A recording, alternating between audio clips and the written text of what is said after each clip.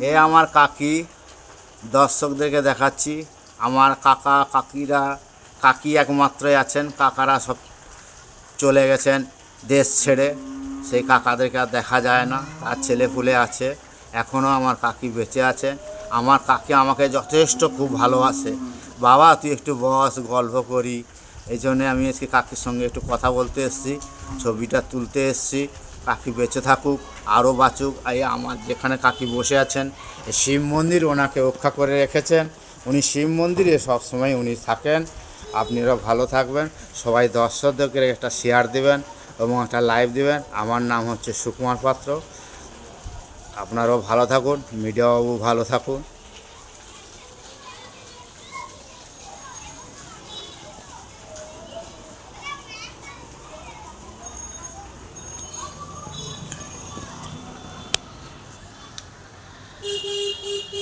এটা হচ্ছে শিব মন্দির। এই শিব মন্দিরের ছবি তুলে পাঠাচ্ছি।